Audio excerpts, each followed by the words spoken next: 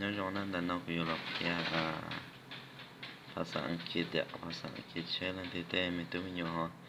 เนี่ยเกินนอกกันดาวชิปเอาเกิดน่าจะกลัวเคลียกูเคลียดเอาอย่าเลยเคลียดเอากูตัวอย่าได้ชิมากว่ามัวจะแชร์ตัวหน่อยเช่นตัวมันเป็นเนี่ยใช่เดี๋ยวชิมว่าใช้เคลียร์นะมั่งกูคิดวิดีโอนี้จะแบบเคลียร์ภาษาอังกฤษนะน่าจะ English for Lao Primary Schools อย่าป.3 ห้องแปะอย่า students book น่าจะในมั่วลูกหัวข้อเลยหน่อยเราเป็นเลยไปเอามันเกิดซะ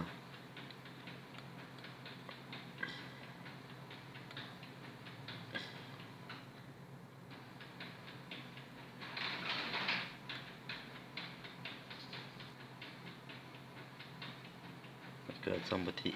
บัตินะฮะจะ lesson 1นะฮะจะ A นี่เกิดแต่ดู lesson 1เนี่ย lesson 1นะยังหมายถึงเลข E นะอย่าหัวเกินเท่ากันได้เลยจะเราอยู่เต้ากาเชียถ้าอยู่กาเชียเราอยู่ที่นี่อยู่สามารถจะแยกเต้าอยู่ที่นี่จะชีเต้าต่อรุ่นนั่งตัดชินอเทียนยอดปัจจุบันนะ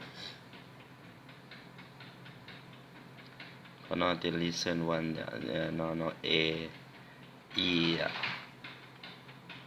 พอนอเนี่ยให้ซอนี่ก็ซอA ที่ E พอนอเนี่ยยอดseason A เนาะความหมายเดี๋ยวนี้ภาค A นั่นเนาะนะในภาค A พอนอเนี่ยเดี๋ยว look listen and repeat เนาะ look เนาะนะนี่มันความหมายเดี๋ยวใช้อะไรอยู่เจียอะไรย้อนเดิมรอบนี่เดี๋ยวเบิ้งพอนอเนี่ย listen นะนี่หมายถึงเดี๋ยวฟังฟังสื่อย้อนอย่างนี้กูได้ต่อให้หน่อยในเชิงลองเจริญหัวเตีย listen นะจีของเรานะนะจีความหมายเตียแร่สำหรับ repeat นะจีความหมายเตียต่อก็ให้ดูนั่นเราจะเตีย again เลยเจตัว A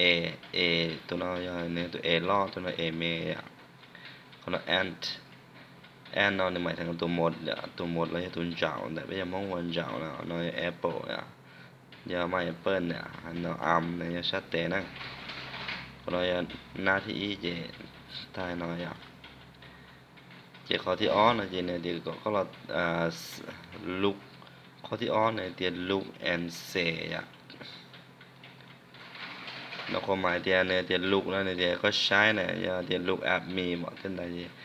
เดี๋ยวก็ใช้เที่ยวก็หายเนี่ยcòn là những cái tôi giang thì is an này thì có bỏ lỡ apple này thì is an apple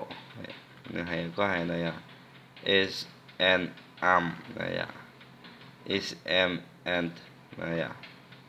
rồi nó thì o gì nếu mà muốn nó xí nóจะđuôi nóก็จะbỏ nó xí còn nó này it còn nó is này is tức là mình nếu màรู้จำชื่อnó gì này is này is an ant พอนอเนี่ยย่อน้าที่แปะน้าที่แปะนะจะในช่วยเดียขอน้อยอยากก็ต้องเขียนน้อยชาวเนี่ยจะ listen เนี่ยจะฟังพอนอจะ listen and tick นั่นเนี่ย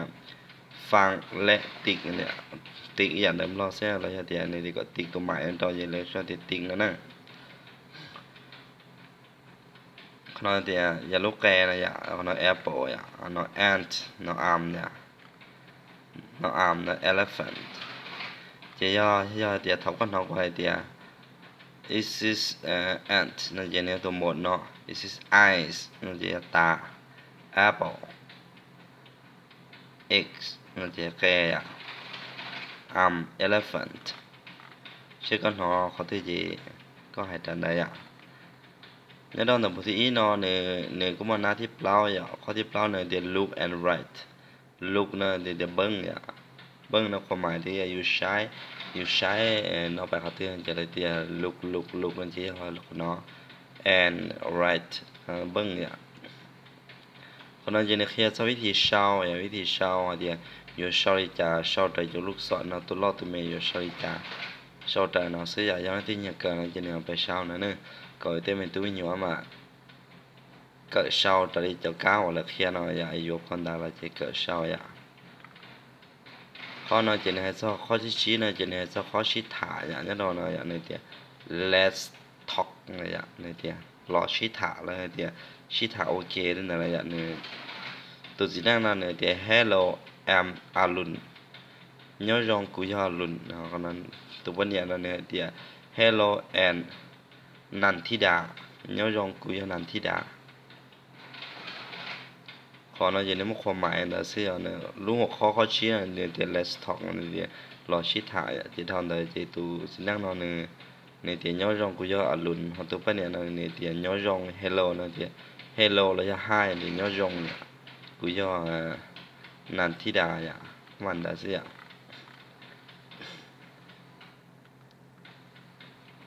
ขอเท่าดาราในเดียsection B นะอย่าขอพัฒนา section A อย่าเนี่ยตอนแต่ข้อชต่อชอเนี่ยเขาในเดียsection B เนาะเนี่ยที่ความหมายที่ย่อเนี่ยเราพัก B แล้วย่อที่ภาคส่วนของ B นะใช่อย่าเราย่อที่เนี่ยเราเดขอ B อย่าขอใกล้ขอค่ายอย่าในย่อเนี่ยเราพักแต่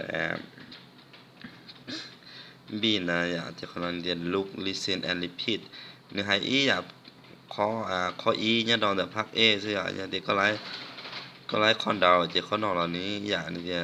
เบิ้งฟังและเว้าคืนนะเสียจะขอนอกเนื้อให้เจ้าตัวอีลออีเมก็แค่เชื่อดีอีลอชาวนออีเมชาวนออย่างขอนอกในดีเอกลูกแกไอ้นะจะขอมัวอย่าง11นั่นจะในย่อตัวสร้างอย่างวิจารณ์ให้เจ้าหลักการเกิดน้องดาแล้วยิ่งชาวอีอย่างเงาซื้อเรียเตียอีลินดัมบลอนอย่างก่อไข่ขอไข่เดินอะไรอย่างจิตุอีนั่นจีเนี่ยตุอีนั่นนี่มั่วเขาใกล้เคียงที่อย่างที่ชาวอะไรอย่าง11เนี่ยแต่ด้วยตุอีเนาะให้แต่เขาเรียนเราก็ได้ปอต่อเดียวโออีนั่นคือ11เนี่ยก็เห็นยอดต่อไปว่าง่ายอะไรอย่างเขาจะอ้อเหล่านี้อย่างเก่าเนื้อเดียว look and say นะเนี่ยเดียวก็ไฮนะเสียนะอย่างเนี่ยเดียวใช้ที่ไฮนะอย่างเบิ่งและเว้าเนี่ยเบิ่งและเว้าเนี่ยเบิ่งและเว้าเนี่ยง่ายๆนะสิจะทำได้จริงเนี่ย is and I นะสิยงอยากข้อเสาสิก็ไล่ข้อเสาจะข้อนอนเนี่ยยงอีหันก็ is an elephant is an egg นะสิที่ข้อนอนเราเนี่ยก็จะ listen and think เนี่ยนี้ยงยีซื้อสิเดียเนี่ยก็ฟังและติ๊กนะสิเนี่ยอย่างที่เท่าที่It is an egg elephant นะอย่า ant elephant นะเจเท่าที่เดียก้มลงมาเลยเดีย ant ที่เราตัวเตือนจะก็ตีตัวเขาเนาะเจ elephant จะตีตัวเขาเนาะเนาะ เนาะ apple อย่างนี้ชาวซื้อชิมันชิตาช่วยเนาะ egg เนาะ เนี่ยเพราะมันง่ายๆเลยข้อที่เปล่านั่นจะในช่วยเตีย look and write ช่วยเตียเบิ่งและเขียนนะสิวิธีชาวเดตัวอีลอเชยจาอีเมลเชยจาเงเชียยงยีสิขอนอนที่ let's talk นอนนี่กูยงอีอย่างนี้ข้อสาวที่อย่างก่อซื้อนี่ง่ายๆอย่างสาวซื้อก็แล้วข้อสาวที่เขานอนนี่ยงยีเขานอนในเตีย let's talk อย่างในเตียรอชิถานะอย่างตัวสีนั่งตัวหยดตัวนอนในเตีย hi and บุญศรีนะ what is your name เตียย้อนยอง helloขอ hello เนาะที่ขอให้เนาะมันไม่ความหมายอย่างเสียอย่างเจเดียย้อนยองกูยอมบุญสีก็ล้มเบหุริจานะอย่างวอดนะแม่นอย่างอยู่นะยังก็ล้มเบอยู่นะมันยังก็อย่างเรามาล้มเบก็ล้มเบหุริจาในเดียตัวปัญญาในเดีย hello and อานงย้อนยองกูยอมอานงอย่างประมาณง่ายๆนะเสียเกมบทที่อีเจก็มั่วจอเชนเนาะอย่างบทที่เจมันจอเชนเนาะจะอยู่แต่ก็สรุปว่าเต็มบทที่เนาะในมั่วเลยจัดอย่าnhớ đâu đợt bữa no có con do tao thì nếu muốn trà rồi trà dạ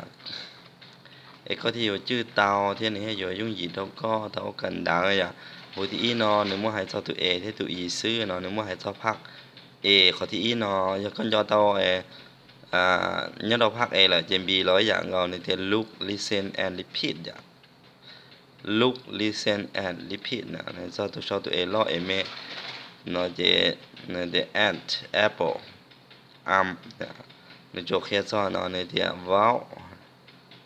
เบิ่งและเว้านะเสียเจในจัวก็เจ้าจันเดอสรุปที่เขายุ่งยีลินเดอซื้อที่เขาเป็นเอาลิเซนแอนติกเจในจัวอียาลิจบตากูตอกเคสเฮาละหล่อแน่แต่ซื้ออยากจะเล่นแต่เจเล่นจอเตาจะหัวคออีเอาเป็นเปล่าจีลินอเจตะก็เป็นเล่าคืนลินอซื้อเจนบนนอเจสำเร็จลินอนั่งเป็นมาชิงจีดัวเนี่ยดอกบทีอ้อเนี่ยดอกลึกขี้ก็